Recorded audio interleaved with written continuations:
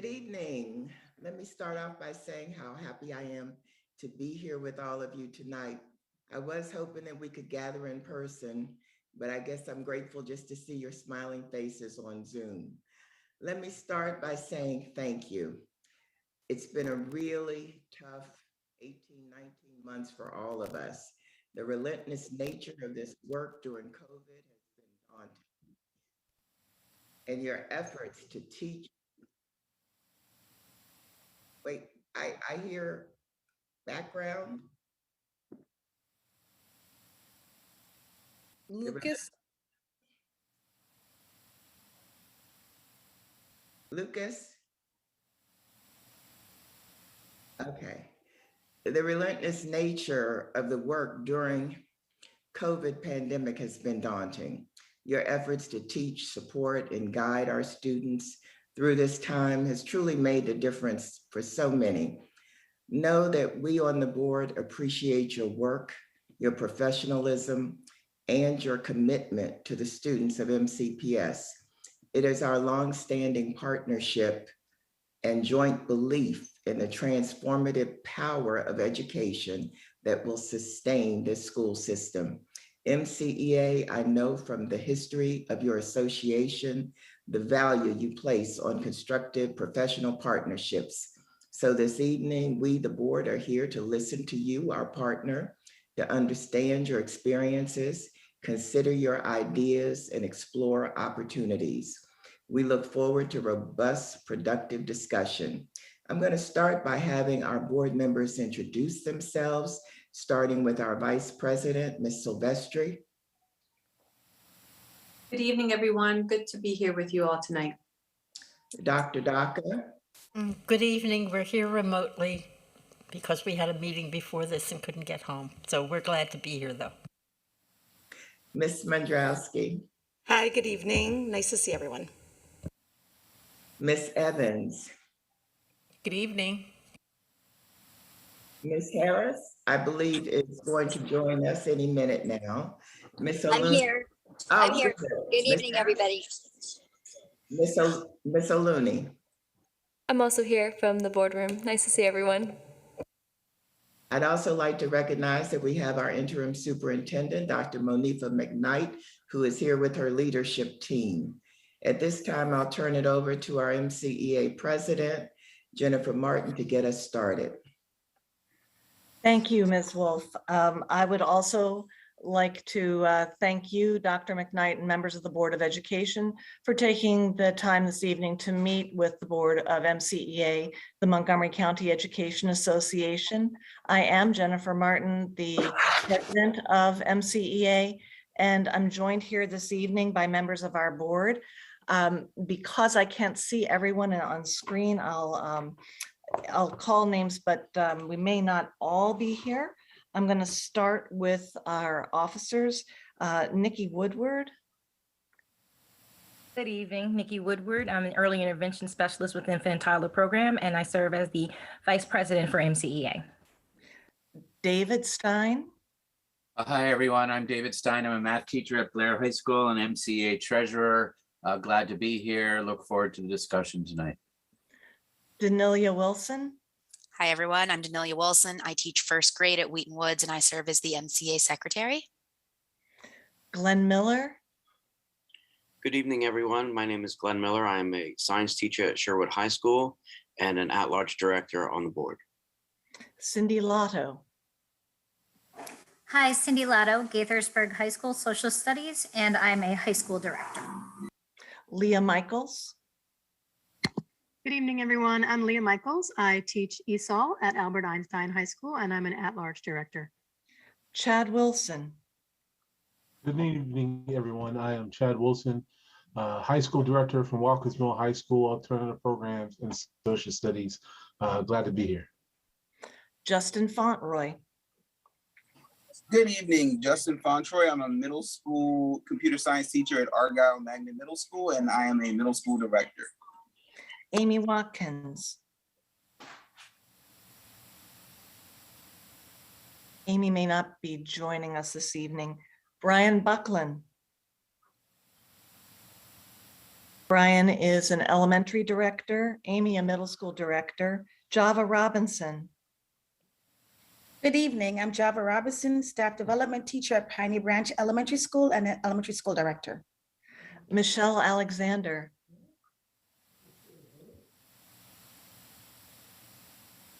Michelle is also a high school director. Melanie Travers.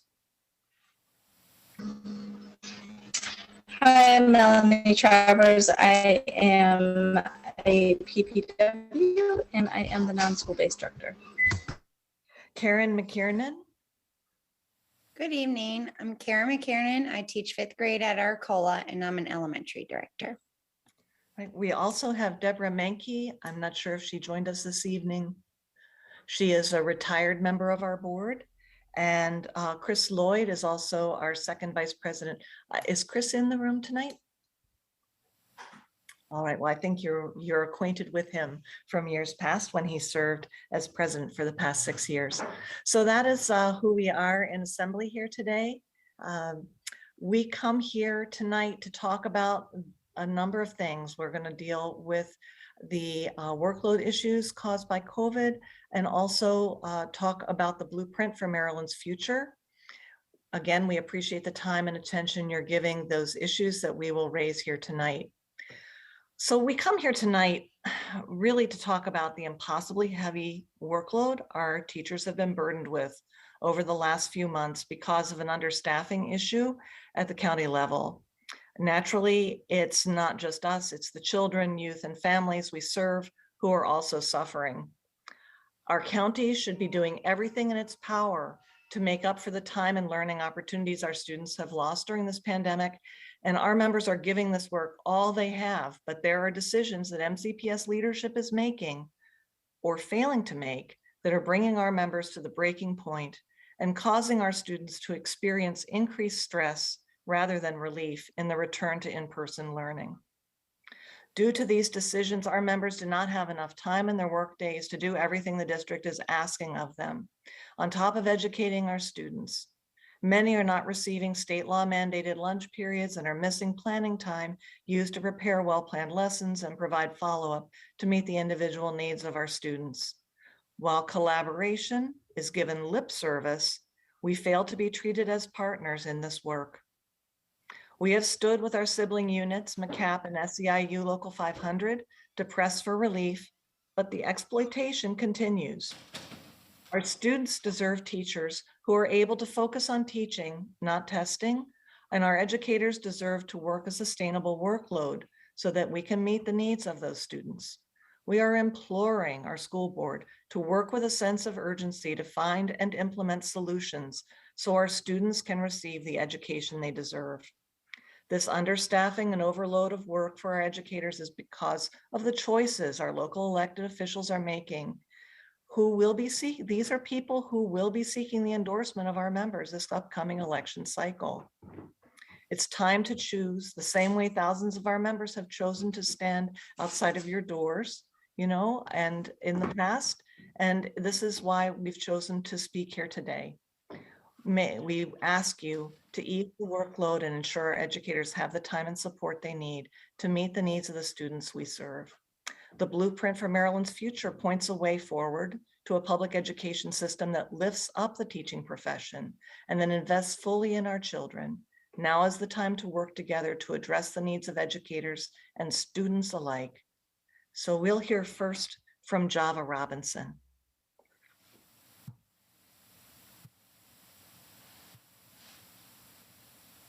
Good evening. I'm here to talk about the county's new quarantine program at the elementary school level. At the beginning of the school year, each school was tasked with ensuring that all students on quarantine were provided live instruction. That task fell to non-classroom-based teachers, such as reading specialists, math content coaches, and staff development teachers. No guidance was provided on how to get this accomplished, and as more and more students needed to be quarantined, it became quite clear that this approach was not going to be sustainable. The non-classroom teachers struggled to get their work accomplished while being pulled to provide live instructions for students all day. Schools were unable to provide the live instruction with fidelity, with some schools struggling more than others due to the lack of manpower in the buildings. MCPS listened to the concerns of the principals, and that is how the quarantine came to be.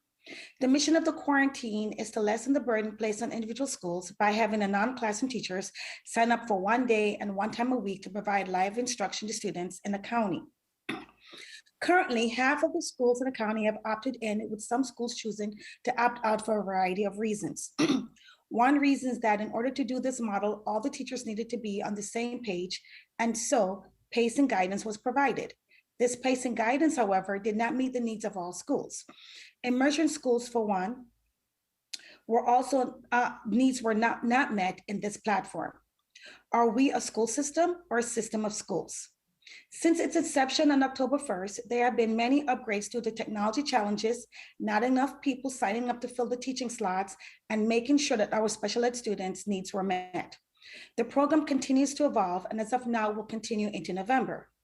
Even though I applaud MCPS for their efforts, this was not done in true collaboration with MCEA and the fall design team in drawing up these contingency plans. As a result, many issues have ensued, leading to schools choosing not to opt in. It is better to collaborate with us beforehand and to clean up the mess afterwards. MCEA did not hear about this plan besides a general discussion at the work group level, but no details were worked out. There were no discussion with MCEA leadership before it was rolled out at the board table. The superintendent has told us repeatedly that she wants collaboration. As we plan for November 15, and a potential for an even greater shortage of workers due to the vaccination mandate, plans needs to be made. As of yet, MCPS has not discussed this with MCEA leadership. We want to work with you. Will you commit to true collaboration on this and other issues? If so, what will that collaboration look like?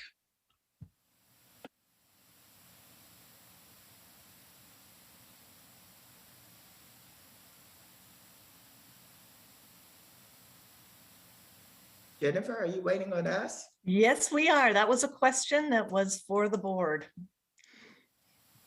Our position is that we are always willing to collaborate with MCEA, and we're taking notes about the concerns that you're raising. Dr. McKnight, do you want to address any of those? Certainly can. Thank you so much, Ms. Wolf. Thank you, Ms. Martin. And I'd like to say good evening to all the members of MCEA who are here representing true issues and situations that we are working through this evening. So I'll start by saying we absolutely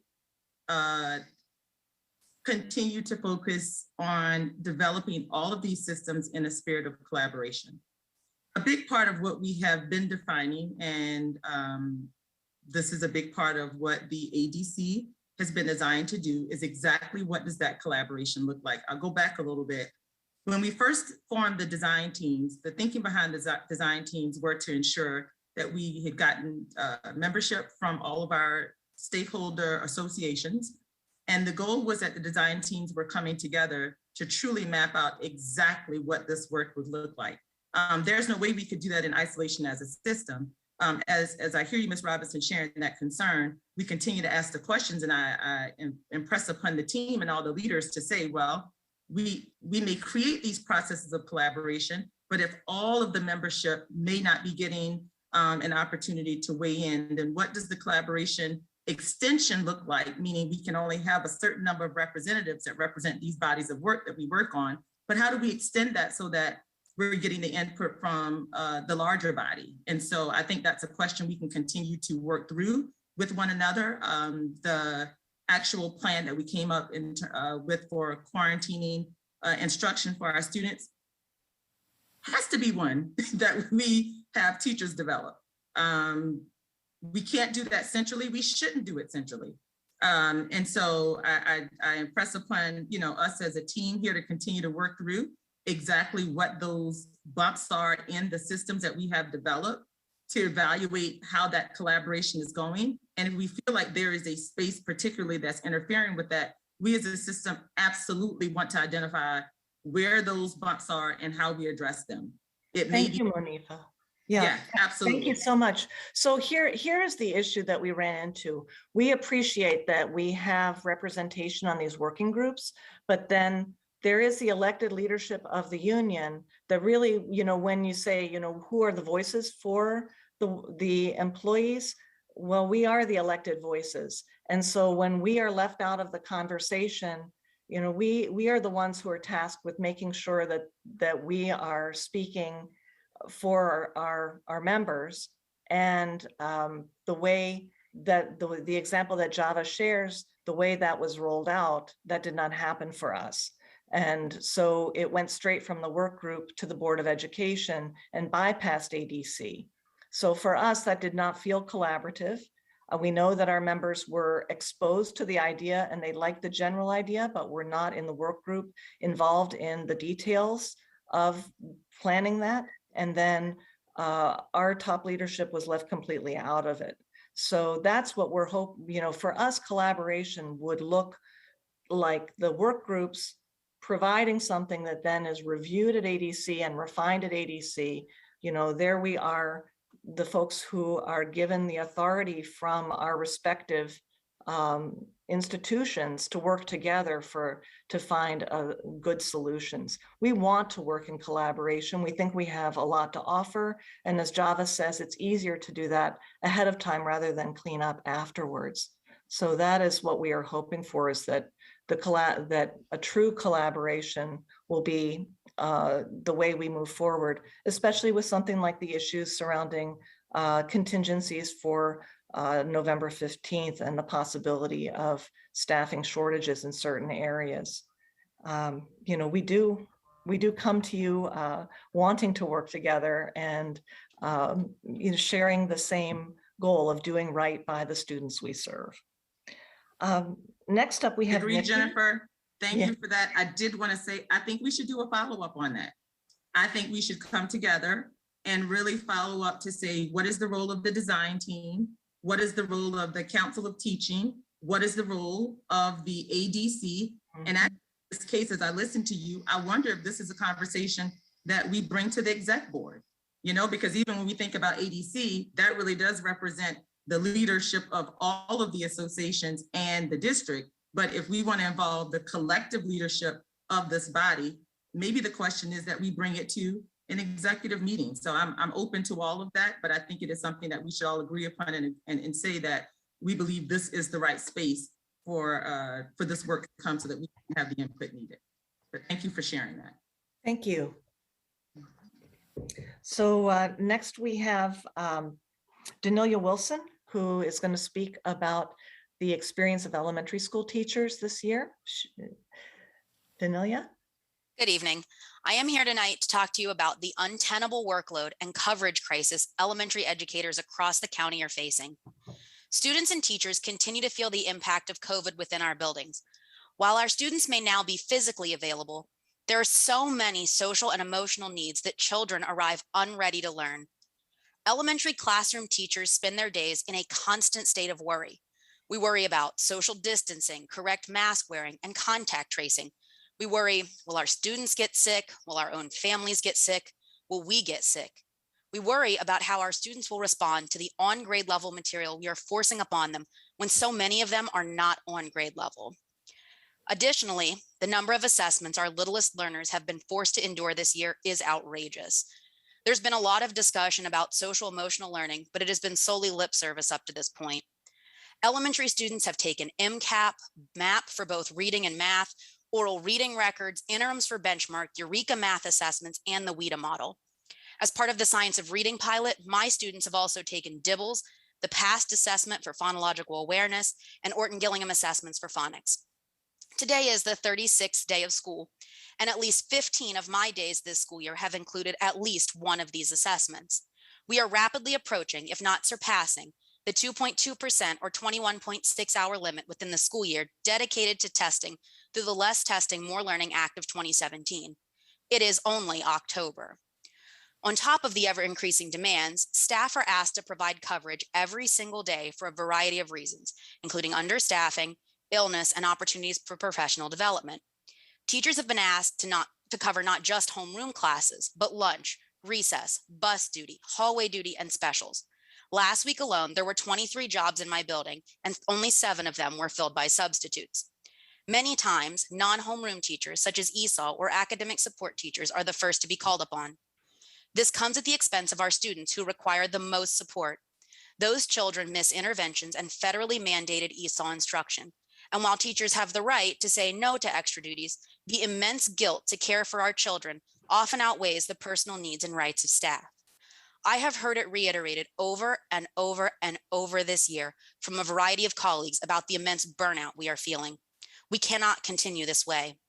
We need relief, and we need it now. We need additional staff, resources, time, and most importantly, autonomy. Elementary educators are restricted by the demands of the curriculum, by testing, and by all of the extras placed upon us. We cannot bear it all, so if the load is not lightened, I am afraid we will collapse. We need to be trusted to make the best decisions for our students. So I ask, will you put a stop to optional testing? Will you allow educators to control the pacing to meet the needs of our students? Will you give us control of our planning time? As a board, what are you willing to do to provide relief to elementary educators? Thanks, Danelia. One of the things that we have been constantly working on and trying to increase is the number of teachers and substitutes available. You know, this has been a regional issue. It's not just MCPS. So I certainly understand that the demands that are being asked of you at this time have increased. Likewise, I know the testing issue has been raised repeatedly. It's unfortunate that the state saw fit in the first place to move testing from the spring to the fall, because that just added to the burden. But we are aware of the problem, and we're doing our best every day to bring on additional staff and additional substitutes. One thing I know that we did was we worked out a system to get the subs back in the system quicker, because as you know, the system dropped them if they did not work 5 days last year. So we worked on that. And Helen, do you want to speak in terms of what we're doing and how we're doing with teacher recruitment? We also know that contact tracing has been an issue, and we're working on bringing in additional people to support that. We are working, as you know, to bring on 50 social workers to deal with the emotional support issue. And we do know that 50 is not enough. We know that, but we're constantly looking and trying to figure out ways how we're going to deal with 209 schools and 50 additional social workers. So Monifa or Helen, do you want to jump in there, or does anybody else on the board? If you want to say something, raise your hand so I can see you, because it's so many of us on, we're not all on the same screen. Monifa? And absolutely, I can jump in. So thank you, Daniela, for the comments that you made. It's Danelia. Danelia, thank you for the comments that were made this evening in terms of your passion and concern around the assessment of students. I'll liken it to actually some of what Ms. President Wolf said. If we had tested students in the spring and the state gave us some flexibility to not do that, we quite frankly would have been having the same conversation. Students were just coming back into school, having been out since the March before, and it would have been difficult. So we knew coming into this fall, it was going to be a challenge. However, looking at the data, we also know why it's very important. When we look at the performance of our students and we see that there are disparities that have grown because of the pandemic, that's also data that we have to be accountable for. And so while I know it is difficult, I think it's really important for us to say with some of the structures that we have to be accountable for, like knowing where our students are in their learning, how do we make it more manageable for our teachers when we are in those circumstances in which we have to know that information to be accountable to it and to address it, which is the very thing that we're here for. So I definitely took note of much of what you were saying in terms of some of the issues around how we can make that easier. But I also want to say, in regards to thinking about student social emotional learning, I've seen some schools do some very creative things, I've got to say. And I think it goes beyond just lip service for the system. I think it's actually living out the reality of saying this is important in terms of how we interact with students and what schools are able to do. I've seen teachers show me models of different things that they've done that we've been able to share and replicate in different schools that really gets at the heart of having those conversations, teaching students to really talk through what some of their issues are, and most importantly, having them then teach their parents of some of those good practices that they have. And there's much more to learn. I am in no way, shape, form saying that we are there, but I think as we continue to have these conversations to say what's working, what's not, and how can we create the space and the time for us to be able to meet the needs of our students, but equipping the teachers with what they need to be able to do that is a conversation that we should continue to have. As we know, it's not a one-size-fits-all model. Doesn't exist for our students, but it's definitely a priority of our work continuing. So again, thank you for your comments. I look forward to us continuing to discuss and plan for that. And I could just add just on the matter of subs and of course the staffing, because it is a tremendous issue. And I know what a tremendous burden it is to the schools when there are absences and they're not subs to cover, and what it means for the other staff members to step in and support.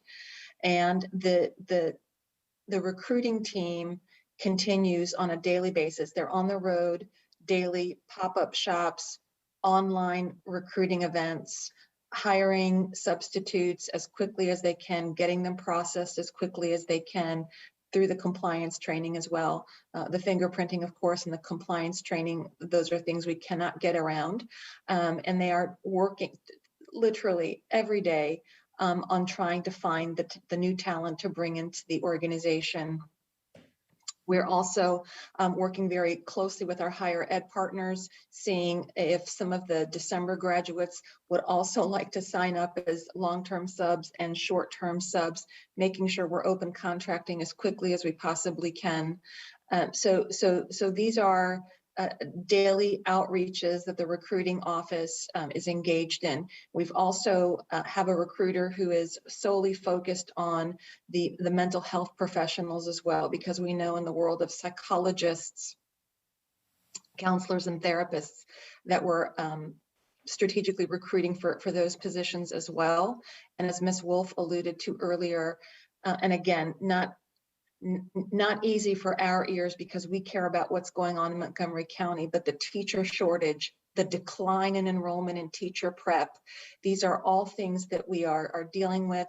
I've had some really great conversations with Jennifer Martin on this call with us about how OHRD and MCEA can partner to really think about and figure out how we're going to reframe the narrative on why teaching is such a great profession. And Jennifer and I have on the horizon kinds of conversations that we'll be looking at. But these are all very proactive measures that we are trying to take. And not more than trying, the recruiting team is working daily. And Dr. Nixon, I know we have. I'm sorry. Oh, no, I me. just wanted to say, I know there are other issues that they want to bring up, but we hear you. We know this is a significant issue, and we're really doing some creative things. And if you all have ideas that you want to share with us about how we can continue to do it, please do. We want to hear from you as well. I mean, every day we're thinking. Today I was meeting with some leaders and talking about how we can engage universities to have those who are interested in education prior to their senior year to come in and do substituting because they have more flexibility with their schedules. So I know there are many issues that we need to talk about, but please let's keep the door open and continue to have the conversation about how we can operationalize some of these ideas that Dr. Nixon just shared and others that we haven't discussed. We appreciate that because we do, we have been partners in making sure that we uphold the profession. I would point to the remarks that Danelia has made about giving teachers control of their working day so that they can do the work to the best of their ability rather than be dragged by, in lockstep to do things that are not necessarily in the best interest of the students they serve. We need to make sure that we're giving folks their professional autonomy in order to meet the needs of their children. So as we move forward, we are going to talk now about the secondary experience, and Leah Michaels is going to share with us her experience. Good evening, and thank you for this opportunity to speak to you tonight. In fact, some of what I was planning to say is going to be a bit redundant and has already been addressed. So I'm going to just apologize for that and move right on anyway. Because it may have a little bit of a different lens than what we've heard from the elementary experience. So what I'm going to do is tell you a little bit about my morning in order to illustrate how staffing, testing, and the sub shortage, as we've discussed, are affecting student learning and educators' mental health and morale. And again, I'm an ESOL teacher at Einstein High School. So from 7 a.m. to 9:50, I proctored the MCAP assessment for students in the accommodations room. Einstein has also administered the MAP-R, MAP-M, MCAP, ELA, the PSAT, the MISA all this month. And on Tuesdays, we provide the county's SEL content. This means that in October, we've had only 5 school days on a regular bell schedule. After testing, I'd co-taught my period 1 Honors English 11 class, which has 25 students. 16 are ESOL students, almost all of whom are level 1 or 2. 3 non-ESOL students have 504 plans. So 19 of the 25 students in this honors class receive accommodations, and most require intense support and instructional planning to make the curriculum accessible. Next, I opened Synergy on my way to my next class to take attendance, and in my co-taught Algebra 1 class, I found a new student on my roster. This is the 15th new student in this class since the beginning of the year. Every one of the students is ESOL 1 and is new not only to Einstein, but to MCPS and to the United States. This is a near daily occurrence. What should I do? Take class time to welcome the new students and introduce them to some peers? Walk them to the media center in hopes of getting each one a Chromebook? Or start teaching so we don't fall further behind the pace of instruction that the county is requiring? My co-teacher is new to MCPS. She's the teacher of record for this class. Who is available to help her figure out how to excuse each of these students from each of the assignments they've missed prior to enrolling? In Synergy, in Canvas, who's helping her figure out how to sync those grades? Me? My job is to make the curriculum accessible to my multilingual learners, not to work through tech issues with my co-teacher. But in any case, when would we get together to work on that? Due to the sub shortage, one or the other of us has had to cover a class during our only shared period most days. The ESOL resource teacher? ESOL RTs across the county are teaching 3 or even 4 classes of their own, all while taking responsibility for completing the paperwork and scheduling required for new students, creating complicated testing schedules, and in theory, providing instructional support for their teachers.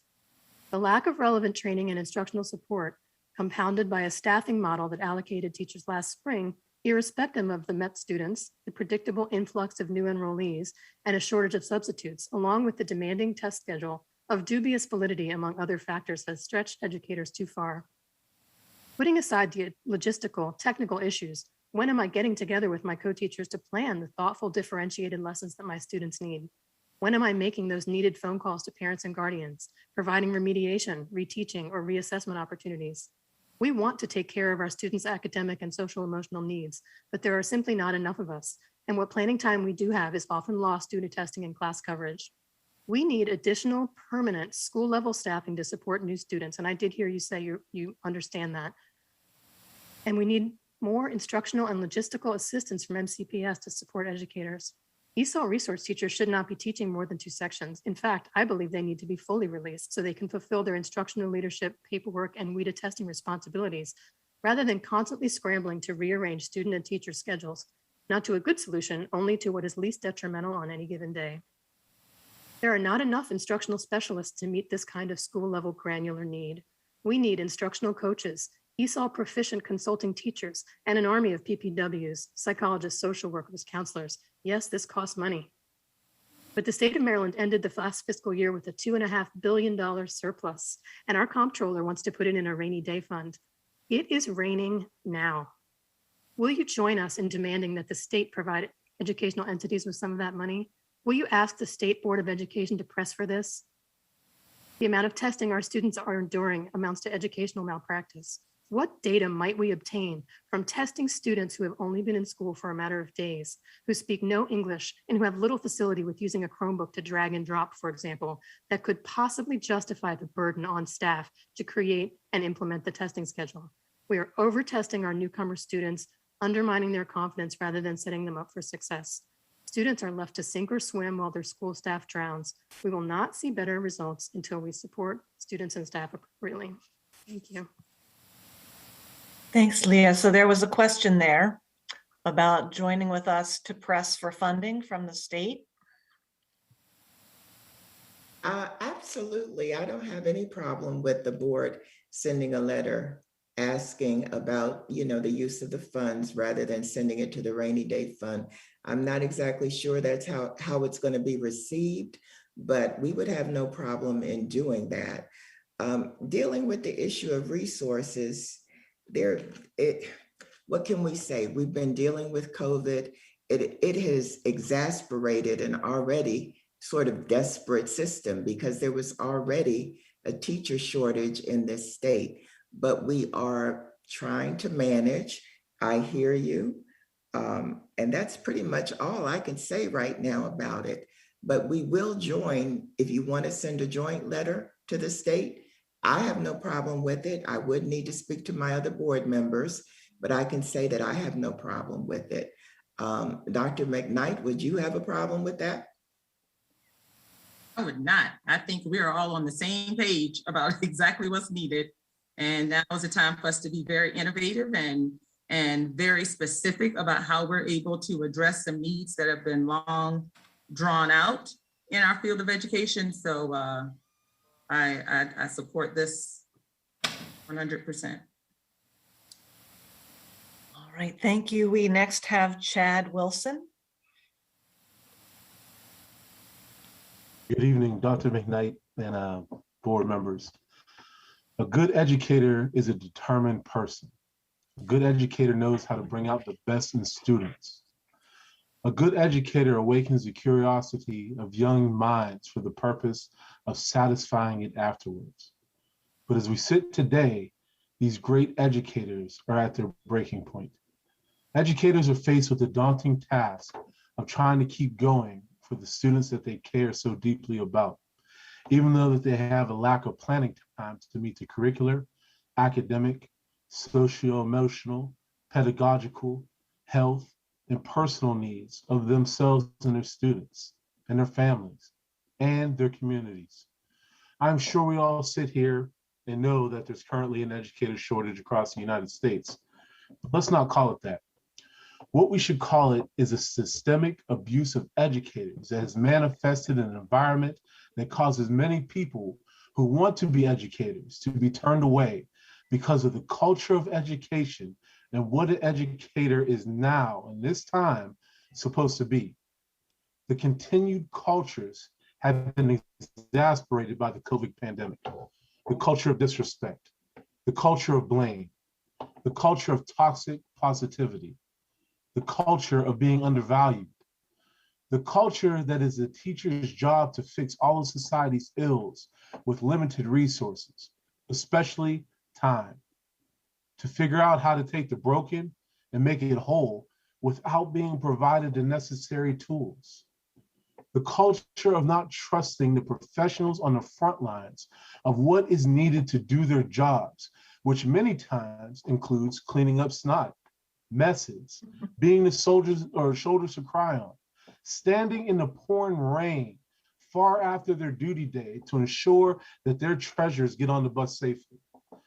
These professionals stand in as defenders, as parents, confidants, supporters, role models, coaches, counselors, and as the last line of defense to rescue their students from the whip of the world by taking the lashes on their already scarred backs. The culture of, don't worry, no matter how much is put on the backs of educators, they can always take more because it is all about the test numbers. Getting through the curriculum that was prepackaged by people who haven't spent a minute in front of an elementary, middle, or high school student. The culture of not listening to the professionals who are sacrificing their lunch periods, planning periods, before school, after school, weekends, holidays, and time with their own families. These professionals scream out and beg for solutions. They beg for time. They beg for the yoke to be lifted off of their backs before it breaks. This is a culture. This is an unsustainable workload. The untenable and unsuitable special education paperwork and mandates outside of the state mandates. The unmanageable time commitment for things that have nothing to do with instruction or the socio-emotional support and healing that our students desperately need. This is what is breaking the backs, burning the souls, and pushing out good, nay, excellent teachers. And I sit here and I beg you to listen to their voices, telling us all that they're being forced to choose between their livelihoods or their lives, their children at home or their children at school, their health or their lessons, their sanity or their syllabus. I beg you to stop placing more and more on the backs of teachers without giving them the proper time or tools to accomplish the work. One day, that test, that extra piece of paperwork, that special education mandate, that package curriculum, that coverage will be the straw that will, and I tell you again, that will break the camel's back. Let's listen for a second. The lack of sound you hear will grow louder as less and less are available to fill the positions that are requiring more and more. We as educators are here for the sake of our students, but at some point, the load will become unbearable. And for many, that time is now. What you pour into, put on, and how you treat your educators are inevitably put on, put in, and show students lessons on how society treats and respects their educators. In other words, the environment which you, the Board of Education, create for educators is a learning environment of the students. So I come here and ask you, will you give educators the tools they need to accomplish the work of adequately preparing their outstanding students? Will you, our distinguished Board of Education, give educators the time they need to adequately serve our outstanding students? Will you listen to educators' voices before there aren't any left? Thank you. Thank you for those comments, Mr. Wilson. There's nothing to say to that, because of course we want to give you the tools, I believe, and the time that you said you need. We are all right now in a very difficult situation. We have a shared interest in recruitment and retention of our teachers. So yes, we're willing to listen. That doesn't mean we can always come up with a solution that is going to be most palatable to you at this time, but we are definitely willing to listen and take suggestions. So I would suggest that the team meet with Dr. McKnight's team and discuss how we can work this out to the benefit of all, because we are in a rough situation. I mean, we have heard from our administrators about their time doing COVID responsibilities, and we all believe that it's time to get back to the issue of educating our children as opposed to everything else that we've been called upon to do in this environment. So yes, I hear you. And I'm going to ask now for Dr. McKnight to make a couple of comments about that also. Thank you. Absolutely. Good evening, Chad. Good to see you again. And I mean, as you were speaking, I was kind of balancing two things, a couple of things that you mentioned in terms of the paperwork. We've been in these conversations actually for over a year now in terms of what do we do to truly transform some of these conditions to honor respectfully what teachers do in our profession. And as I listen to you, Chad, I'm here reflecting as well, because I'm saying we are in the circumstance we know, and it's become even more difficult because of COVID-19. I mean, I'm telling you, if I could fix it, if I was a magician, I'd do it right now with everything I had. However, we do in some ways have resources and other options that we didn't, a year ago or before the pandemic, when we were actually talking about some of these very issues. And this is why, again, I elevate the importance of this conversation tonight, and for us to reconnect and really talk about what does this collaboration look like? Because, and I can say this to you because I've had a chance to work with you on the board now for a while. You all have fantastic ideas. That's why when we said we had the conversation earlier, I've heard them. So, let's talk about what that is, and even get down to the point where we can pinpoint how each of these scenarios may play out differently in different schools, because we're talking about them from a very broad perspective now, but we've actually been able to dig in and realize that some of these issues are more impactful in some places than others. They're impactful for different reasons in certain places than others. And I honestly believe that now is a time for us to really not to have a broad brushstroke in terms of how we address some of these issues, but being very detailed and specific about how we do it.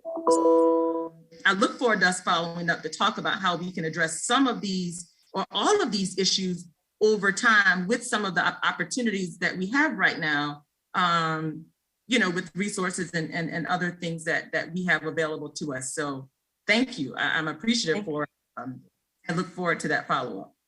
Thank you. Thank you, Dr. McKnight. And, it is true. I really appreciate you saying we have fantastic ideas. If only they were considered fantastic when we bring them to the bargaining table, because we have brought forth ideas that have been rejected repeatedly. And we are trying very hard to come with solutions, not just complaint. We understand that these are difficult times. We know that it's not easy. And we wish to be partners, and we do wish to bring ideas and solutions as well as raise issues. We have two more people who'd like to speak tonight, and I believe we have time to hear first from Melanie Travers, who is a pupil personnel worker here in the county. Melanie. Hi, good evening, members of the board and Dr. McKnight. Thank you for this opportunity to speak with you tonight. The passage of the landmark legislation, the Blueprint for Maryland's Future, presents us with a once-in-a-generation opportunity to make critical investments in education. These investments will impact the thousands of students served in Maryland public schools each year. Not only will we see more access to early childhood education, increased funding for special populations, and the expansion of community schools, the implementation of the Blueprint also positions Maryland to become a leader in developing and retaining a high-quality, diverse teaching workforce. Elevating the teaching profession and creating opportunities for career advancement within teaching are necessary steps in actualizing the vision of the Blueprint. However, they are not sufficient. The profound impact on student learning of a qualified, experienced, prepared, and reflective classroom teacher cannot be underestimated. Yet everyone here tonight knows the work of classroom teachers is buoyed by a host of other educators that are vital to the success of students. These educators have been overlooked by the provisions in the Blueprint. The law defines teachers as, quote, certified public school employees who are primarily responsible for and accountable for teaching the students in the class, end quote. Laying aside the ambiguity of this definition, are ESOL teachers, intervention teachers, or special educators who work with small groups of students considered to be primarily teaching the students in the class? What about school counselors? The law explicitly excludes positions such as curriculum specialists, school psychologists, PPWs, and certified and licensed providers such as clinical social workers, speech language pathologists, occupational and physical therapists, and others who serve our students every day. There are two distinct ways in which this narrow definition of teacher diminishes the work of these excluded educators and lessens the values of their contributions to student learning. One is financial. The other is in the creation of a two-tiered system wherein these educators are not afforded the same opportunities for career advancement as others. The law specifies that teachers who become national board certified are to be provided thousands, potentially tens of thousands of dollars in additional salary supplements annually for obtaining and maintaining their certification and for working in low-performing schools. Most of the excluded educators are not eligible for national board certification and yet are required to obtain higher levels of education, complete extensive hours of supervised practice, and maintain state and national certifications and licenses, often at their own expense due to the requirements of their jobs. It is also national board certified teachers who will be solely eligible for the highest levels of the career ladder. Career advancement is stymied for all those who are not included in the narrow provisions of the Blueprint, despite the extensive education, experience, and effectiveness these educators may demonstrate in their field. The Blueprint provides the floor, not the ceiling, for the actions that need to be taken to meet the goals of creating a world-class educational system. So my question to you this evening is, how will you demonstrate your commitment to creating parity in both pay and professional opportunity for these highly trained, specialized, and indispensable educators?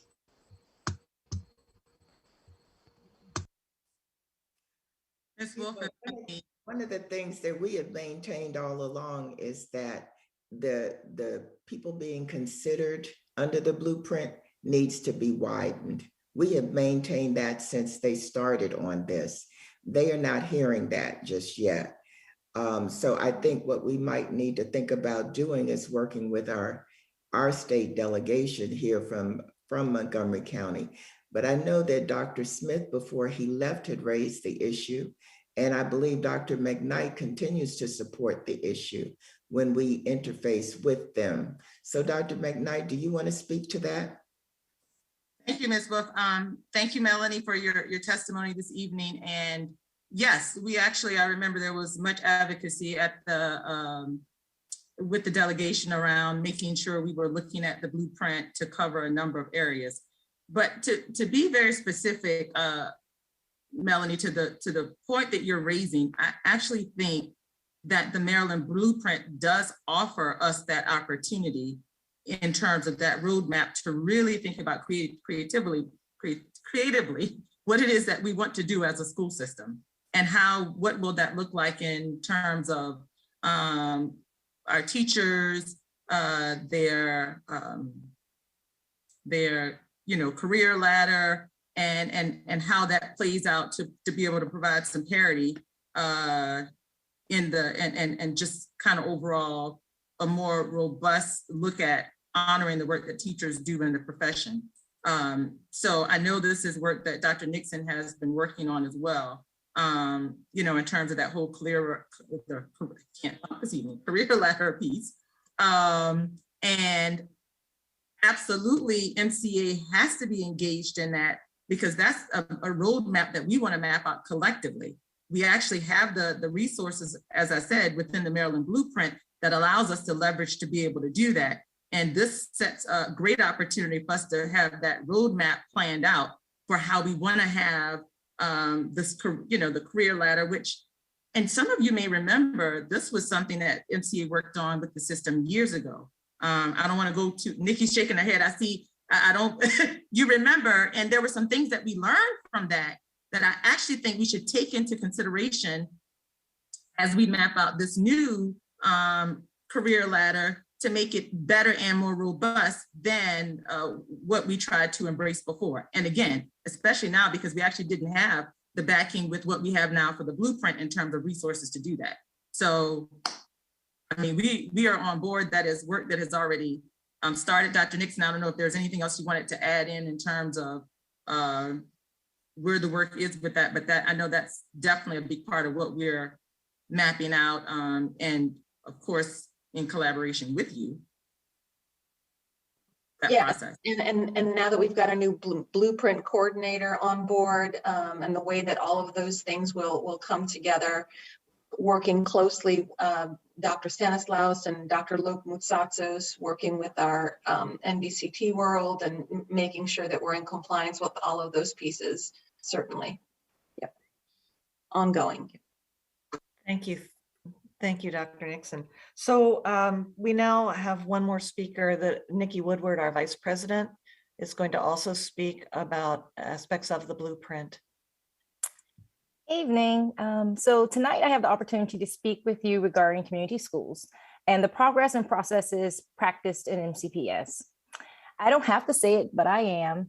Community schools embody how education should function in a healthy democracy. I'm gonna say it again. Community schools embody how education should function in a healthy democracy. They're public schools that provide services and supports which fit each neighborhood's needs, created and ran by the people who know those children best: the families, educators, community organizations, local governments, and in many cases, the students themselves, all working together to make it the home that needs to be for that community. Community schools should unite the collective voices and perspectives that range across that community, and should include, and not exclusively, culturally, ethnically, linguistically. Community schools provide tremendous opportunities for learning and success for students, but there are other prospects. They offer hope, opportunity, and transformations to entire communities. These schools are built with an understanding that students often come to our classrooms with challenges that impact their ability to learn, explore, and develop to their greatest potential. And we, MCPS, we must rise to the occasion, because learning never happens in isolation. The immeasurable value of a community school is that they provide free healthy meals, healthcare, tutoring, mental health counseling, and other tailored services before, during, and after school. And actually recently, current research is showing that positive impacts that high functioning community schools actually made the difference for many schools throughout COVID. And this all sounds great. However, I'm concerned that our efforts in MCPS appear to be falling a bit short. Critical to the 6 pillars of community schools is the collaboration with stakeholders. This should include the families, but also the first line of contact for most families, our educators. There are significant concerns of how a program is being developed that leave 2 significant stakeholders feeling like they're left out, even if they're physically asked to be at the table. I'm talking about authentic and transparent collaboration. As our efforts continue to expand, we all desire to see each school be their very best so that they benefit the students, families, and community. However, there are, like I said, considerable concerns of the process. As I've listened tonight, I kind of heard a resounding theme. Despite the many venues that have been put in place, there is a glaring concern by MCEA of a lack of authentic collaboration, collective planning, transparency, honesty, and therefore trust in building community schools, but also across multiple areas of operation for our schools and offices. Our employees are spent and they need the relief now. Prior to the passage of the blueprint and the expansion of community schools, MCEA reached out to the board and we had some really productive and conversations and education with board members on the opportunities of community schools. And now we are eager to work with MCPS's executive leadership to offer those same resources, collective opportunities to work together and engage in meaningful planning to foster and develop a community school program that meets all of the 6 pillars. So I ask of you, what are the ways that we can work together to ensure that the venues that we have in place actually allow opportunities for collective, authentic engagement and listening to and participation from the conception to the implementation? And that's what we're asking for.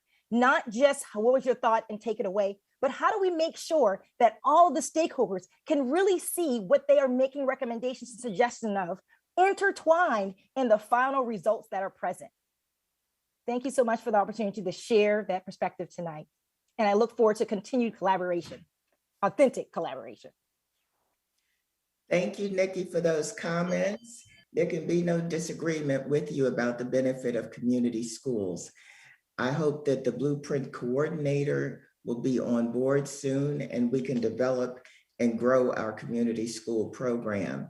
It's no doubt that wraparound services are critical and many of our students and families are in need of that. I think your question requires a little bit more thought than we can give it here tonight. And I will ask Dr. McKnight to speak to you on it, but I know that we will not be able to really flesh this out tonight. Dr. McKnight? Yes, thank you, Nikki, for those comments. Completely agree about community schools and what it should represent. I did want to say our Blueprint coordinator actually started this week on Monday. So we do have a Blueprint coordinator who is here and ready to go, and I'm excited about that. And then I also know Ms. Rubin, who is here with us this evening, was on the beginning work of starting with the community schools and, continues to be engaged with the process of how do we seek the collaboration so that, as Nikki, you said, authentically, we are engaging. I did, and if you want to speak to that in just a moment, Ms. Rubin, I will send it to you, but I do think an immediate follow-up for us, and I will coordinate that with Ms. Martin, is for us to get together, maybe you and some members of the executive team, so that we're able to talk and map this out so that we can define together what that is, what that collaboration is, and what does it look like authentically, so we can, one, have a shared understanding and be able to establish some agreements about, how do we do that while honoring all these things that everyone has to do, but still be able to move this work forward in a system in a meaningful way that is reflective of your thoughts and ideas and help building this together. So I look forward to that follow-up. Ms. Rubin, was there anything you wanted to comment on that? Sure. No, thank you, Dr. McKnight. Good night, everyone. Happy for the opportunity to be here. We have talked about the community schools, and as I think as was pointed out in the statement, some of that work was stymied by COVID-19, but in the initial inception of that work was never said to be written in stone. And so we talked at ADC about forming a work group, a committee that would be comprised of a variety of members and sort of pressing the reset button on the community schools so that we could develop together the vision for how we would move forward. So I'm looking forward to that work and our collaboration authentically about that.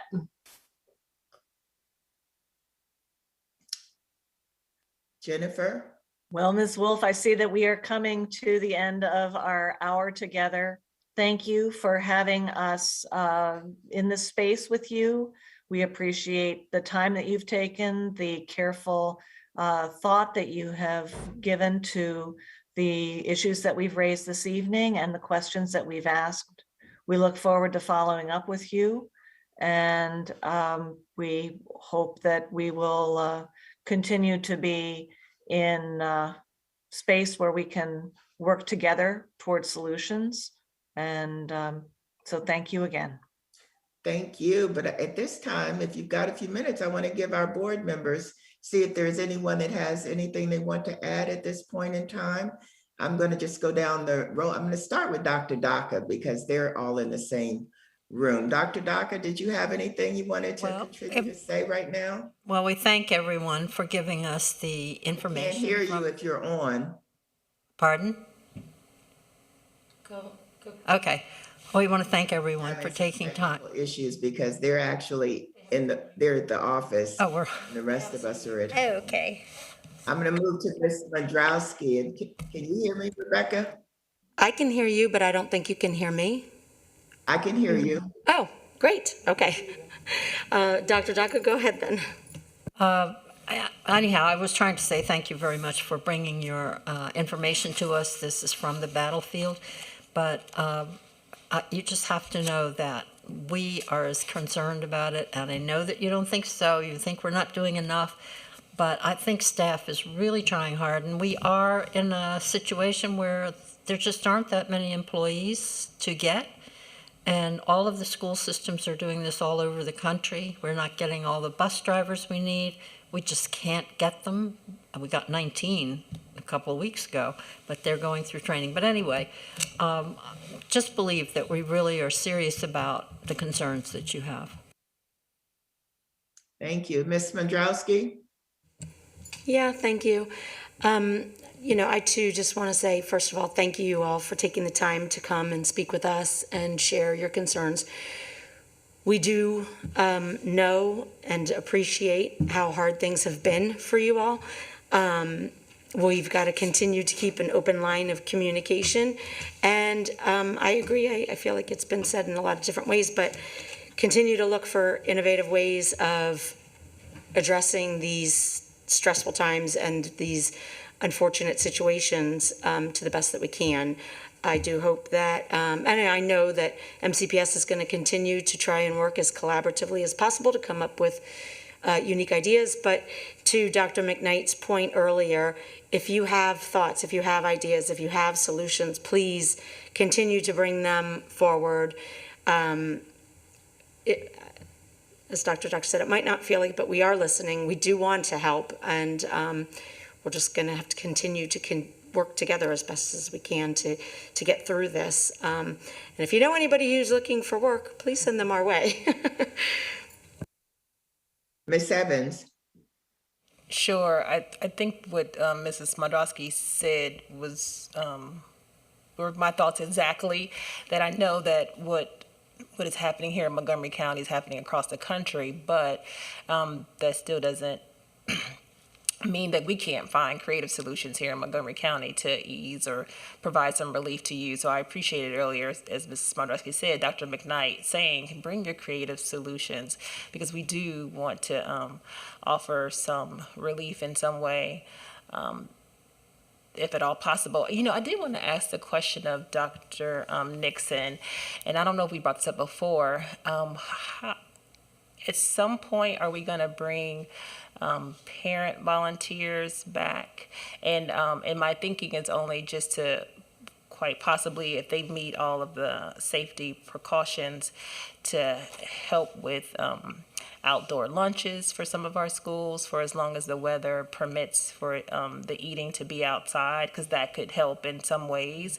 I feel like we've had this discussion before, but I know we're trying to make certain that we keep down the number of people coming into our school buildings, but if they're able to help outside in some type of way to provide relief, is that something that we're thinking about in the near future, or maybe sometime in the spring? So that's one question. But just wanted to say to everybody, thank you for all that you do. I know action speaks louder than words, but just want to say that. And I also want to add, Chad, I feel like you are a thespian or something. You are very passionate, and I just felt drawn to what you were saying. And I really appreciate you all coming here, being vulnerable, and what you do day in and day out.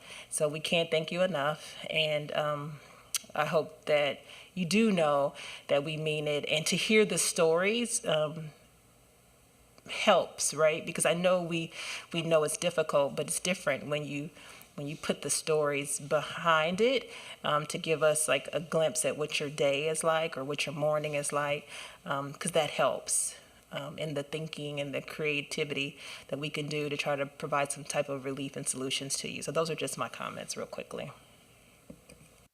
Thank you. Ms. O'Looney. Yes, it was so wonderful to see many familiar faces, but also brand new faces here. So thank you so much for your time on a Thursday evening.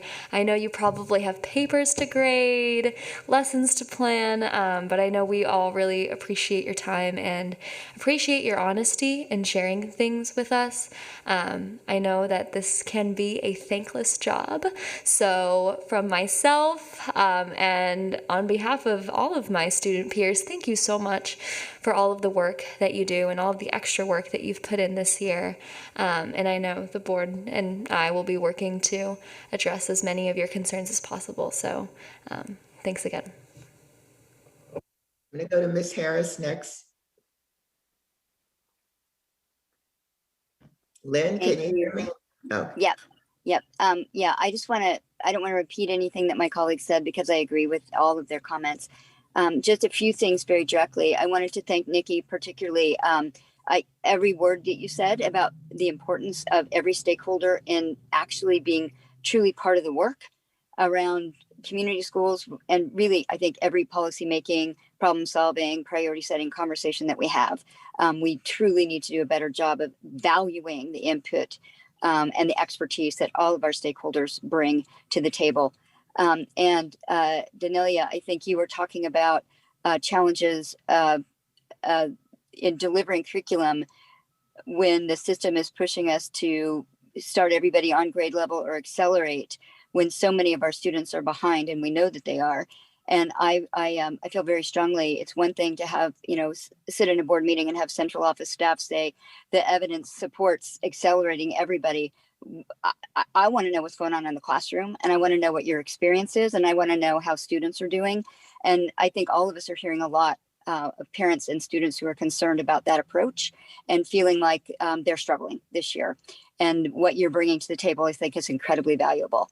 And finally, Chad, I really appreciated your comments. And as somebody who was a CTE instructor in this system until last November 30th, I do want to also lift up our CTE teachers, because I think some of the challenges that you mentioned and the feelings that many of our teacher professionals feel as a lack of respect from the system, I think is even perhaps a little greater among CTE educators, because they don't come to the system with a teaching and an education background. They come from other professions to bring that expertise to bear in helping our students to prepare for career. And I know myself that oftentimes that expertise wasn't particularly valued. So I hope we can really lift up also our CTE instructors and value the unique talents and the unique knowledge that they bring to the table, because making our students, we were talking about this at the last board meeting, college, career, and community ready is a very collective piece of work, and everybody brings value to that conversation. And finally, Ms. Silvestri. Yes, thank you. I'll be brief. I know it's a long day for all of us. Thank you for painting the picture of what your everyday work life is like. We can imagine, but it's nothing like hearing it directly from you all. I think that we have to address the concerns that you have brought up, and we're trying our best to address them to get through the semester, to get through the school year without burning more people out, while at the same time having a longer term conversation about what Jennifer mentioned, kind of how do we elevate the profession, leveraging the blueprint, leveraging the fact that the entire country saw how essential educators are for our families, for our well-being, for our economy. And so that's kind of my takeaway is we have to address the everyday, because we need you to stay well this semester, this school year. But at the same time, we have to be working on the longer term issues, because the teacher shortage is not going to get any better. So we have to think long term and really be a model for how we treat and thank our teachers for everything that they do here in Montgomery County. So thank you. And so on that note, we'll end. I just want to say thank you for coming to share with us your thoughts about changes that are needed. We heard you, and we will be talking with Dr. McKnight about what opportunities there are that we can leverage from what you said. Thank you so much, and we will talk to you soon.